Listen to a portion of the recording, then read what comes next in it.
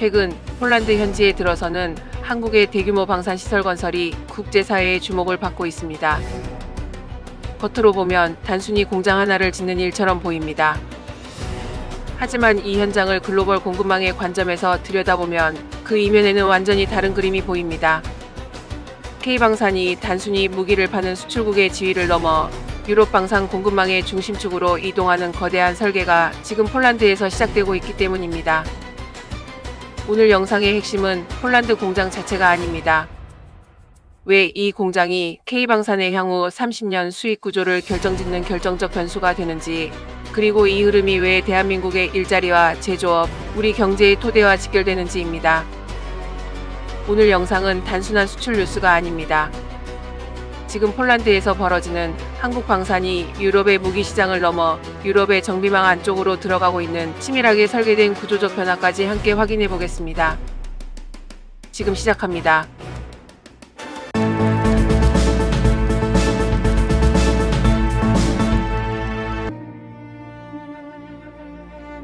데일리 미니스토리입니다. 우리는 방산 뉴스를 볼 때 대부분 수출액과 세계 몇 위인지부터 봅니다. 몇 조 원 계약, 몇 대 납품, 어느 나라 수출. 분명 중요합니다. 하지만 방산 비즈니스의 본질은 무기를 넘기는 순간이 아니라 그 무기가 현장에서 굴러가기 시작한 뒤부터 본격적으로 드러납니다. 전차든 자주포든 장갑차든 한 번 도입되면 끝이 아닙니다. 보통 30년, 길게는 40년 동안 운용됩니다. 그 긴 시간 동안 부품은 닳고 전자장비는 교체되고 소프트웨어는 업데이트되고 탄약과 통신체계도 계속 맞춰 나아가야 합니다. 여기서 등장하는 개념이 바로 MRO입니다. 즉 유지, 보수, 정비.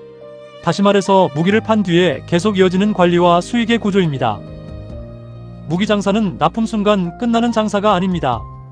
오히려 납품은 그 시작점일 뿐입니다. 고장나면 누가 고치고, 부품이 부족하면 누가 공급하고, 성능 개량이 필요하면 누가 다시 설계를 만지느냐? 여기서 방산의 판이 갈립니다.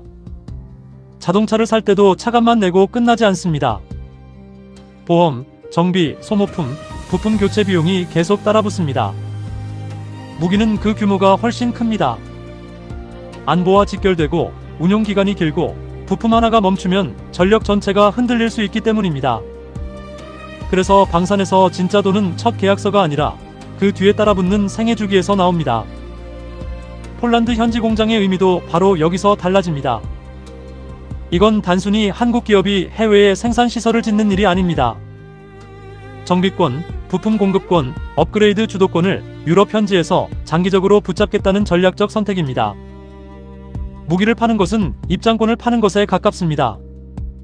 진짜 수익은 그 이후 누가 운영권을 쥐느냐에서 발생합니다. 무기는 한 번 팔지만 정비망은 30년을 먹습니다. 이 문장이 바로 현재 폴란드 공장을 봐야 하는 핵심입니다. 그런데 왜 하필 폴란드일까요? 이 질문이 중요합니다. 폴란드는 지금 단순한 구매국이 아닙니다. 우크라이나 전쟁 이후 유럽 안보 지형의 전방 거점으로 올라서고 있습니다. 러시아에 대한 경계, 나토의 재무장, 동유럽 국가들의 노후 무기 교체 흐름이 폴란드를 밀어 올리고 있습니다. 다시 말해 폴란드는 유럽 방산의 전략적 앵커가 되고 있습니다. 그런 폴란드에 한국 방산 시설이 들어선다는 건 K방산이 유럽 안보의 가장 민감한 지점에 자기 자리를 만드는 일이라 할 것입니다. 이건 폴란드 한 나라만 보고 들어가는 구조가 결코 아닙니다. 폴란드를 거점으로 루마니아, 발트 3국, 동유럽의 재무장 수요까지 한국식 체계 안으로 끌어올 수 있는 통로가 열리는 것입니다. 여기서 판이 바뀌고 있습니다. 한국은 더 이상 멀리서 무기를 보내주는 임시 공급자에 머무르지 않습니다. 현지에서 만들고 고치고 부품을 넣고 성능 개량까지 책임지는 지속형 파트너로 들어가고 있습니다. 이 구조가 자리 잡으면 더 이상 쉽게 대체하기 어렵습니다. 처음에는 전차 한 대, 자주포 한 문으로 시작합니다. 하지만 시간이 지나면 교육 교범이 따라붙고 정비 매뉴얼이 따라붙고 부품 번호와 재고 체계가 따라붙고 탄약과 통신, 소프트웨어 업그레이드까지 연결됩니다. 그 순간부터는 단순히 무기만 바꾸는 문제가 아니라 운영체계 전체를 바꿔야 합니다. 이게 바로 락인 효과입니다. 한국 무기를 산다는 것은 한국의 장비만 들여오는 것이 아니라 한국식 정비망과 운영 표준 안으로 들어오는 일이 되고 있는 겁니다. 그래서 이제 폴란드 공장은 단순한 공장이 아니라 유럽 방산 공급망 안에 박히는 한국식 기준점이 되고 있습니다. 그렇다면 이 거대한 흐름이 대한민국에 어떤 영향을 끼칠까요? 이 질문을 빼면 방산 뉴스는 너무 멀게 느껴집니다. 하지만 실제로는 우리 산업 현장과 바로 연결됩니다. 방산은 단순히 무기 몇 대를 만드는 산업이 아닙니다. 소재, 부품, 전자장비, 정밀 가공, 소프트웨어, 센서, 통신, 엔진, 탄약까지 모두 얽힌 거대한 시스템 산업입니다. 대기업 혼자 만드는 무기가 아닙니다. 그 뒤에는 수많은 국내 협력사들이 있습니다. 작은 부품 하나, 정밀 센서 하나, 유압장치 하나, 소프트웨어 모듈 하나까지 한국 제조업 생태계가 촘촘하게 연결되어 있습니다. 폴란드 현지 생산 거점이 만들어지면 그곳에서 끝나는 게 아닙니다. 한국의 부품, 한국의 정비 기술, 한국의 품질 기준이 함께 따라갑니다.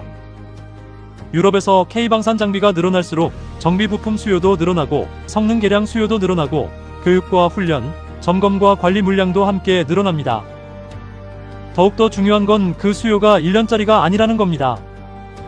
무려 30년짜리입니다. 오늘의 계약 하나가 내일의 일감이 되고 그 일감이 기술자를 붙잡고 그 기술자가 다시 한국 제조업의 경쟁력이 됩니다.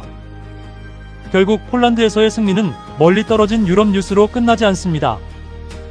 한국 안의 공장, 협력사, 기술자, 청년 일자리와 연결됩니다.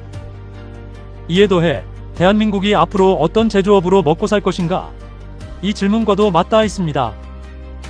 그래서 이건 더 이상 대한민국이 무기를 파는 이야기가 아닙니다. 한국의 산업 경쟁력을 30년 동안 수출하는 이야기입니다. 하지만 여기서 우리가 냉정하게 지켜봐야 할 지점도 있습니다.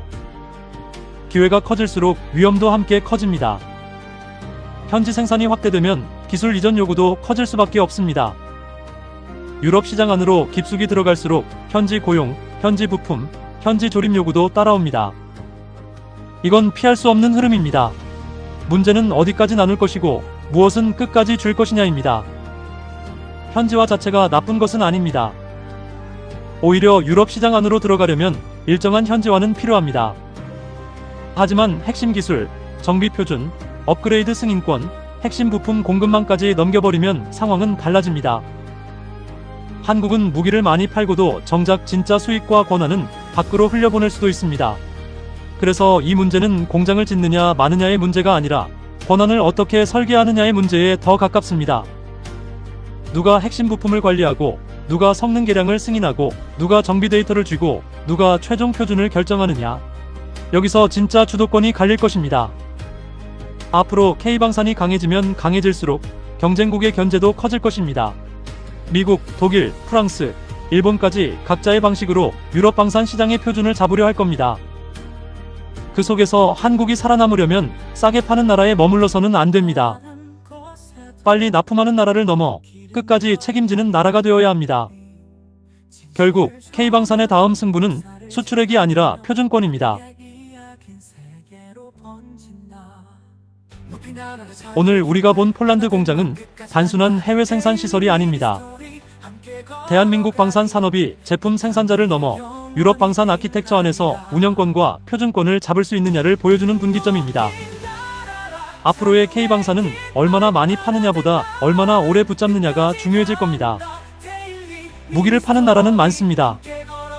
하지만 30년 동안 고치고 부품을 넣고 성능을 끌어올리고 전장 환경 변화에 맞춰 끝까지 책임지는 나라는 많지 않습니다.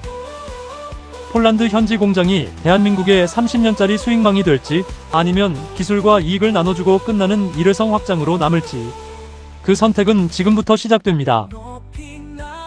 여러분은 어떻게 보십니까? K방산은 더 과감하게 유럽 현지화로 들어가야 할까요?